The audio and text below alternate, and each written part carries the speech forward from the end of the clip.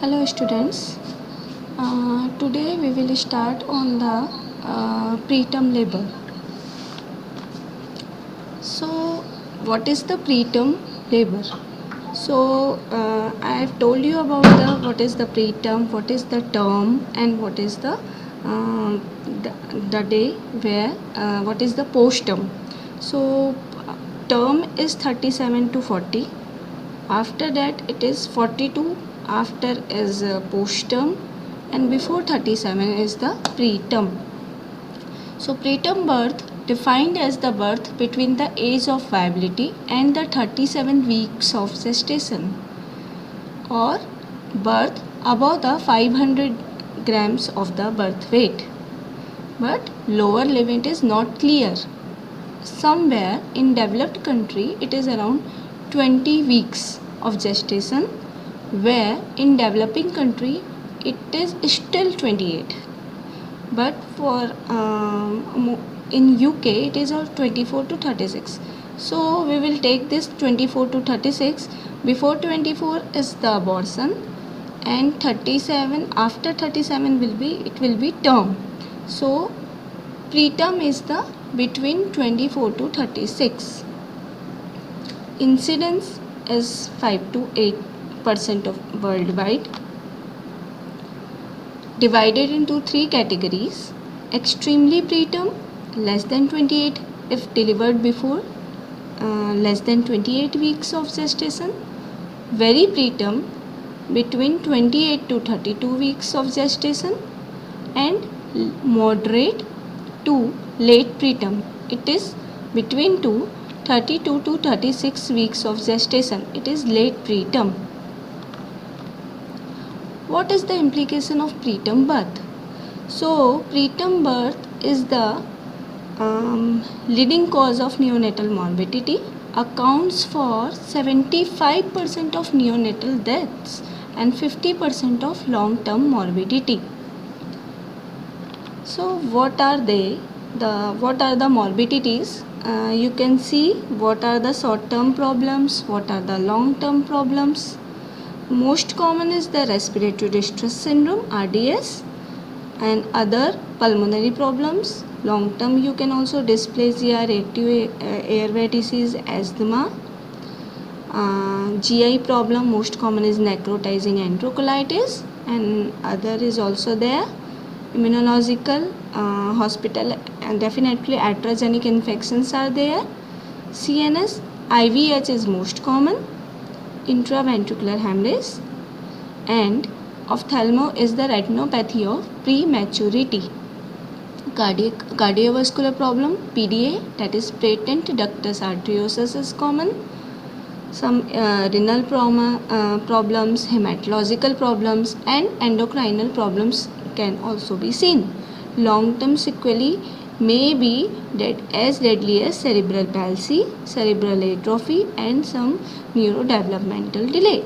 So preterm is that much is problematic.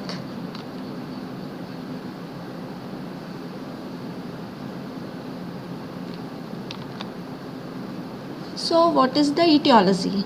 When we talk of the etiology, in 50% of the cases, it is idiopathic spontaneous. It is idiopathic in 50% of the cases.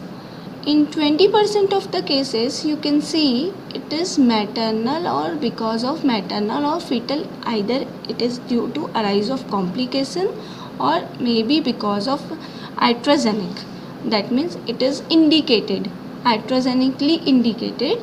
So in 20% of cases, preterm is arise either of complication or because of maternal or fetal indication. In 30% of the cases, it is due to premature rupture of the membrane. Whenever what is the premature rupture of the membrane? So when the membrane is ruptured before 37 weeks of the pregnancy and before labor, it is known as premature rupture of the membrane.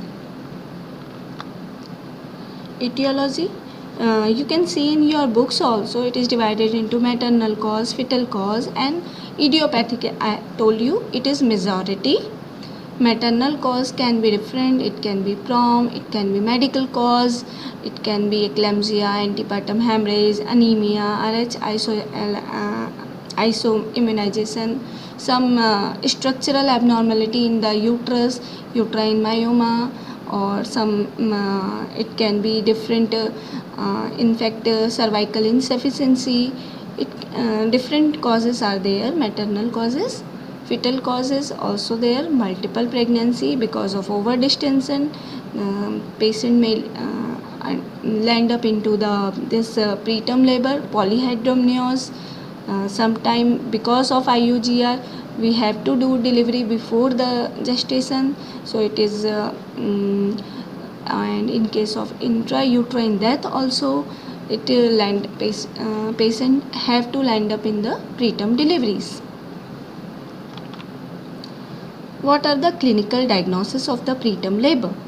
So according to ACOG 1997, some criteria are there. It is persistent uterine contraction, 4 contraction in 20 minutes or 8 contractions in 60 minutes with cervical changes, that is 80% effacement with more than 2 centimeter of dilatation is the criteria to diagnose the preterm labor.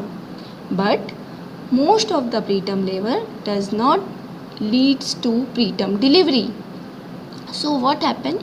In 30% of the cases, either it resolves spontaneously at home, and in 50% of the cases it either hospitalized and delivered at term.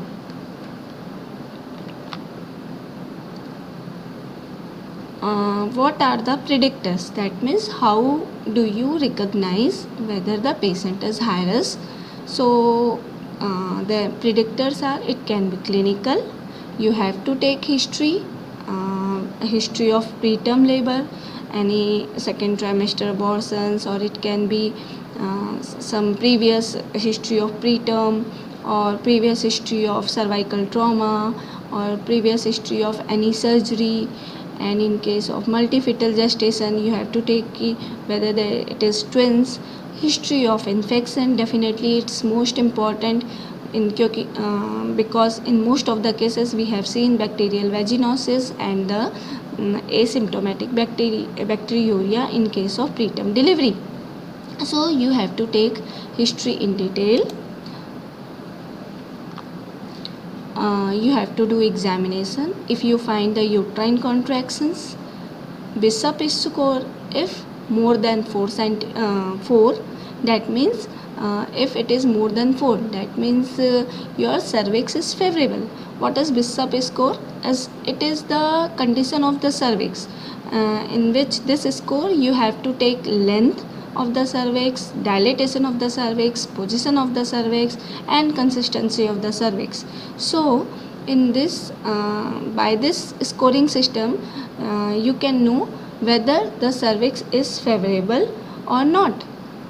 Fine. So when your Bishop score is more than 4, and if on TVS examination, that means transvaginal scan sonography, if you find the cervical length is less than 2.5 centimeter, that is a strong predictor. Fine. So if it is less than 2.5 centimeter, that means it is in the she may land up in the labor. And you can say if it is more than 3, or if it is around 4, that means you are safe, you are in the safe zone. Fine. Some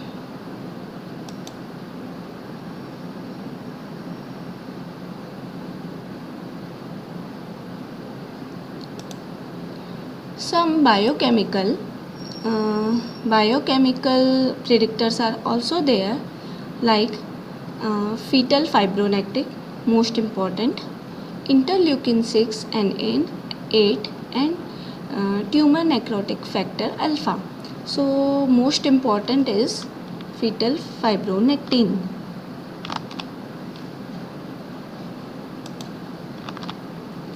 So what is fetal fibronectin? It is a glycoprotein normally present in cervicovaginal discharge but normally present before 22 weeks and after 37 weeks of gestation.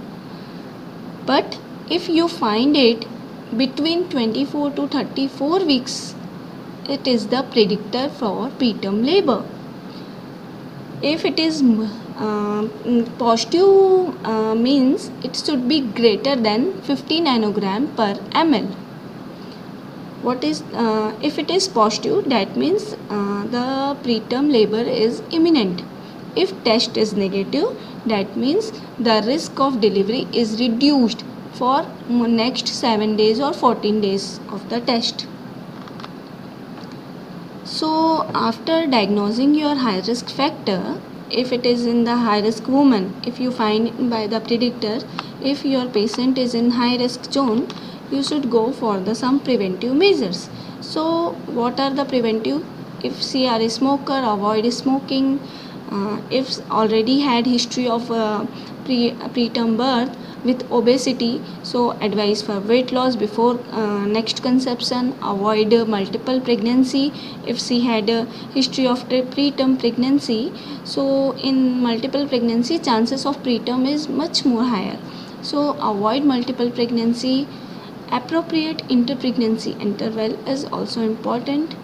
Vaccinations for varicella and rubella, all torch are infections are responsible for this type of preterm labor. Folic acid supplementation, definitely it helps in prevention of preterm abruptio placenta, megaloblastic anemia, NTD. So folic acid supplementation, balanced diet definitely, and if she had history of preterm labor and you could not find any type of abnormality, you should screen in this pregnancy, you should screen for asymptomatic bacteriuria. Asymptomatic bacteriuria, that means the patient doesn't have any symptoms of urine infection, but around in 10,000 to 1 lakh bacteria are present in the urine. So you have to go for the culture and screen for and treat for bacterial vaginosis, and you have to take vaginal culture and vaginal swab to diagnose this bacterial vaginosis. In fact, group B streptococcus infection is most common, which is responsible for preterm labor. GBS, that is called as GBS, and you should screen and treat that part. Screen and treat definitely STDs and avoid vaginal dosing. So when we talk of prevention of preterm, we had seen multiple complications are there. So if any history of preterm labor, so either first you should provide primary care. That means primary care is to reduce the incidence of preterm labor by reducing high risk factor. That is because most common is the idiopathic, and in that part is the infection is most common. So avoid infection will be the primary care. Secondary, you have to diagnose if she is already in preterm but it is not inevitable, that means it is preventable. So if it is in that secondary stage, so you should go either tocolysis or cervical encirclage. So early detection and prophylactic treatment is important. Tertiary, when patient is in inevitable preterm, so your aim should be to reduce the perinatal morbidity and mortality after diagnosis by providing the steroids for lung maturity and proper delivery. What should be the mode of delivery? What are the methods to reduce the neonatal problems? So when your patient come to you, you should go for investigation. You should go for complete blood count, so that you should know the TLC count, whether the infection is present. You should take CRP level, C-reactive protein. It is also the indicator of infection. Urine for routine analysis and culture sensitivity. I already told you the asymptomatic bacteria is important. So you should take urine sample, you should take the cervicovaginal swab for culture and also for fibronectin. So if it is negative, the next 7 day will be the safe. So you should go for the fibronectin whether the delivery is imminent or not. You should go for definitely ultrasound to know whether what is the length of the cervix and what is the where the your placenta is present, where the funneling is present or not. So go for ultrasound. If you are giving some tocolytic agents, you should monitor the electrolytes and the glucose level. So if preterm is not inevitable, that means if it is preventable, so what should be your measures? So if one patient come to you with pains, but one thing more I want to tell you, there are one more type of classifications are there, that is threatened preterm, preterm and advanced preterm. So threatened preterm, if on TVS your cervix is less than 1.5 but not dilated, so it is between 1.5 to 2.5, it is threatened preterm. Fine. If preterm it is less than 1.5 centimeter length, then it is preterm. Threatening is just in C is under it can be controlled.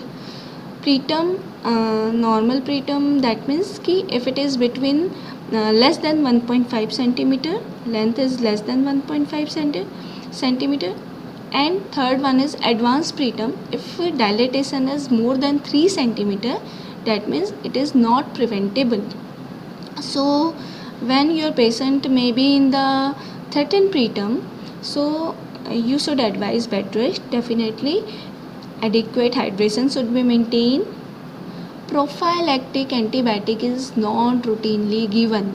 This is if everything is clear, that means your vaginal swab is negative, you should not use the prophylactic antibiotic. If it is positive for group B streptococcal infection, which is most common, you should give for amoxicillin 500 mg by mouth every 8 hours for 7 days. If GBS is not present but PROM is there and clinical signs of other infection is there, you should use oral erythromycin 250 mg every 6 hours or ampicillin 2 gram every 6 hours.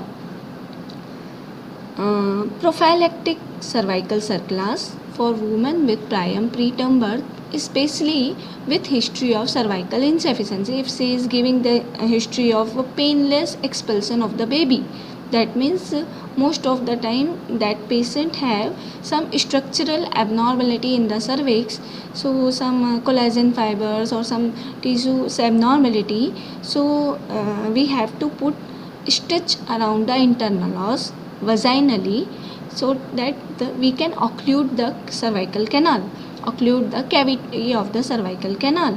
So this is the prophylactic cervical surplus for women with preterm birth or short cervix in present pregnancy may be beneficial. Tocolytic agents, various drugs are present, but most important is nifedipine. Atosiban is newer drug and expensive. Progesterone is definitely present, but most effective is nifedipine. So nifedipine is the calcium channel blocker, gives in the loading dose 20 mg. You should give immediately sublingually. If required, if contractions are still present, you can give additional 10 mg every 15 minutes up to maximum of 40 mg in the first hour. When 2 doses more you can give. Fine, because it is 40 mg in the first hour. After that, you can keep in on the sustained release tablet of 20 mg for 48 next. Fine. Do not give tocolytic drug for more than 48. usually it is given to extend the delivery time, so that we can provide some steroid coverage. Okay, otherwise there is no additional benefit.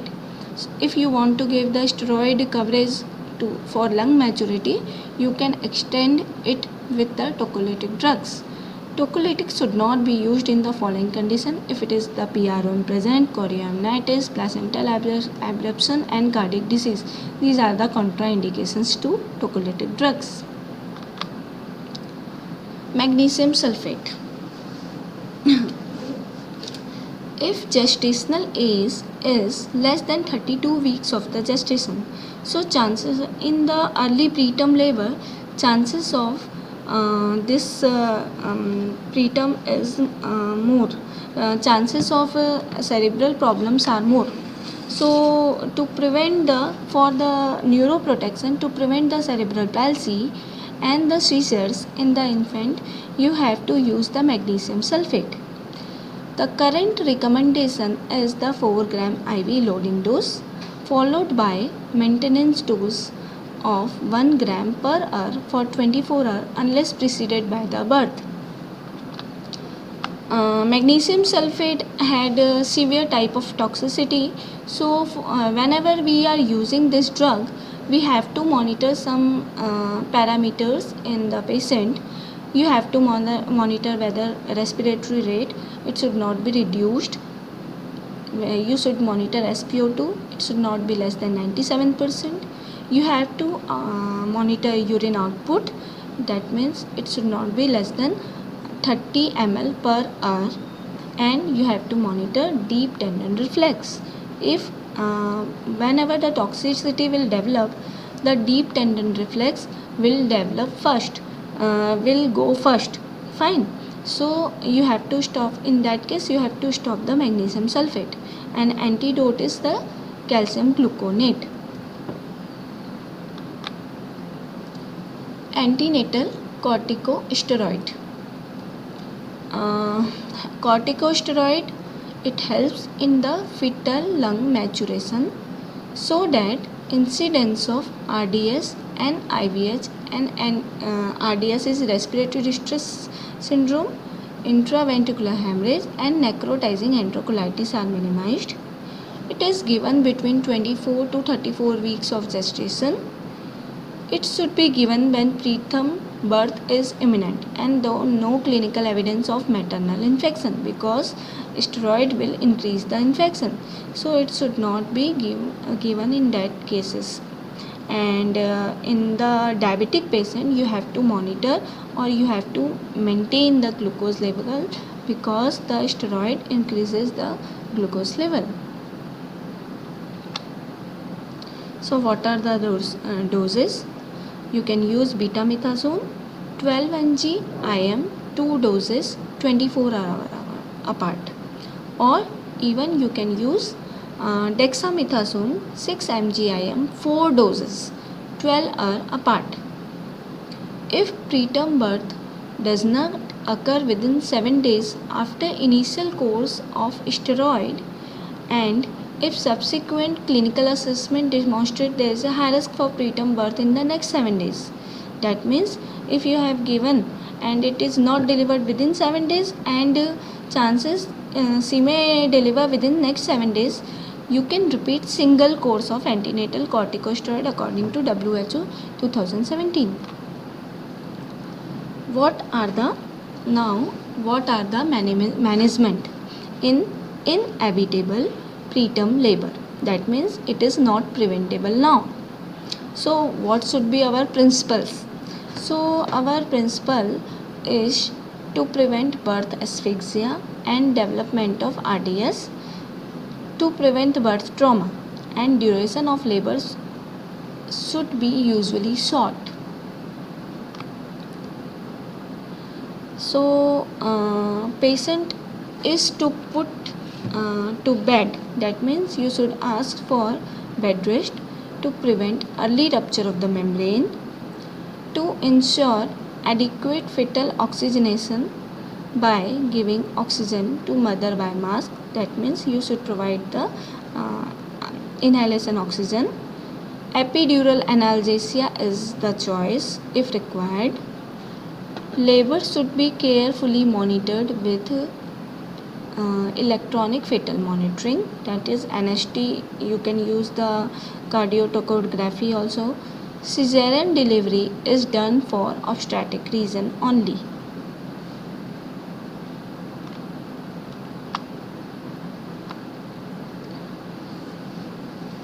Second stage, when you see baby is small, so she can deliver easily, but no, chances of head compression will be more in case of, because the head is soft. So to prevent the intraventricular hemorrhage, you should give episiotomy even in the small baby.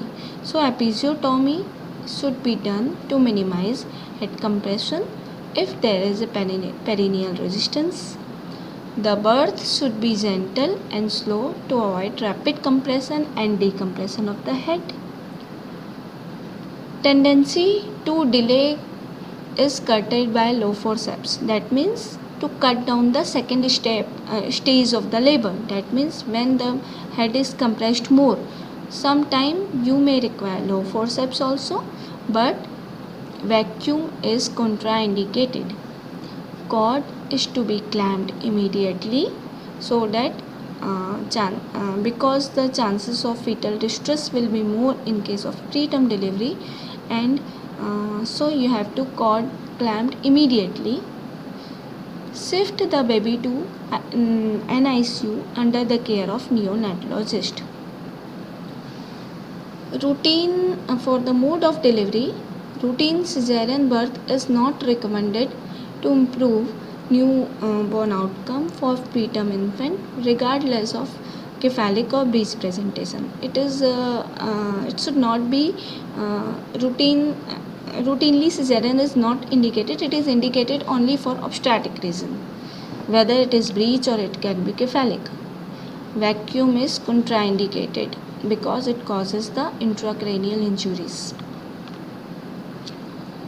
Preterm fetuses before 34 weeks of presented by breech are generally delivered by cesarean section.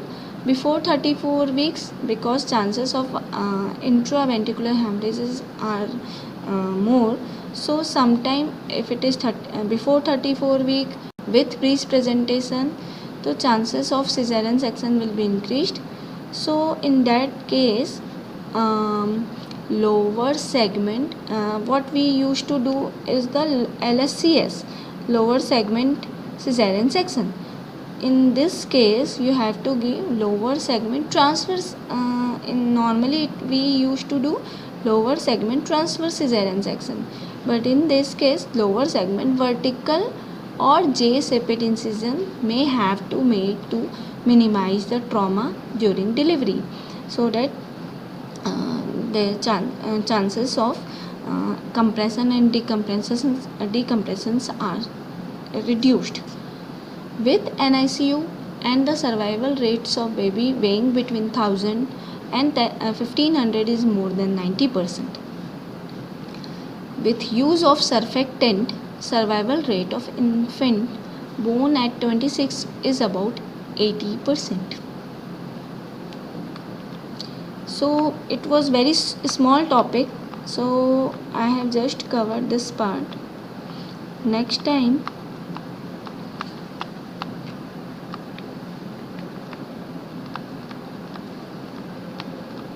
we will do post-dated with prom. I will tell the ma'am to include the other topic also, so that the lecture is very small, I think.